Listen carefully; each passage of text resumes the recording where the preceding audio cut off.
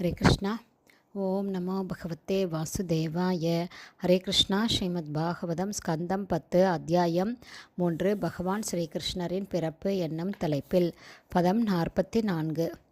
ஏதத்வாம் தர்ஷிதம் ரூபம் பிராக்ஜன்ம ஸ்மர நாயமே நான்யதா மத்பவம் ஞானம் மர்த்தியலிங்கேன ஜாயத்தே. Word by word meaning.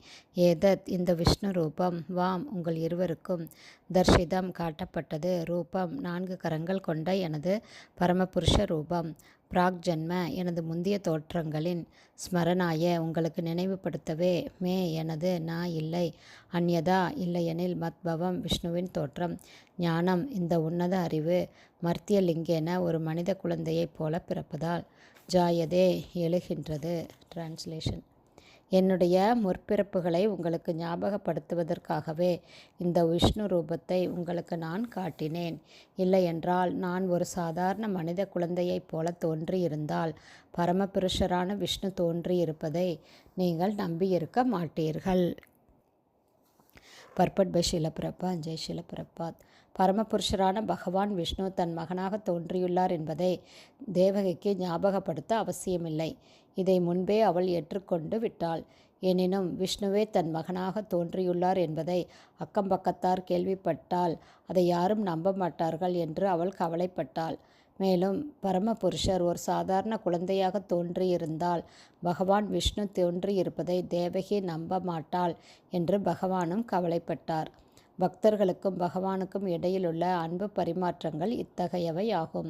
பகவான் தன் பக்தர்களிடம் ஒரு மனிதனைப் போலவே நடந்து கொள்கிறார்.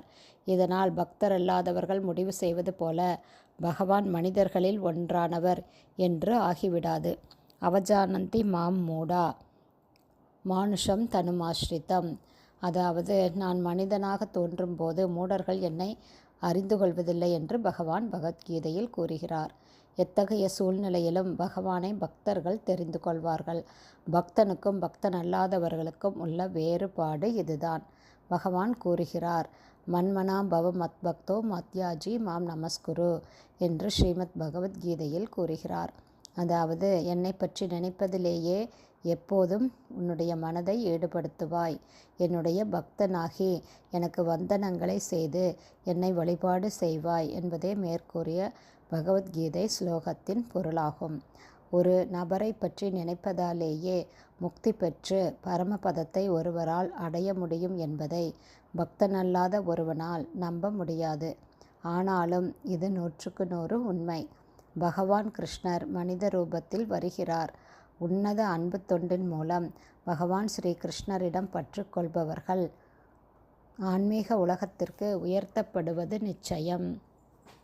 ஹரே கிருஷ்ணா. ஸ்ரீமத் பாகவதம் ஸ்கந்தம் 10 அத்தியாயம் 3 பகவான் ஸ்ரீ கிருஷ்ணரின் பிறப்பு என்னும் தலைப்பில் பதம் 44 ஸ்ரீல பக்திவேதாந்த சுவாமி பிரபுபாதாவின் விளக்க உரை இத்துடன் நிறைவடைந்தது. ஹரே கிருஷ்ணா. ஸ்ரீல குருதேவுக்கு ஜெய். பிரபுபாதுக்கு ஜெய்.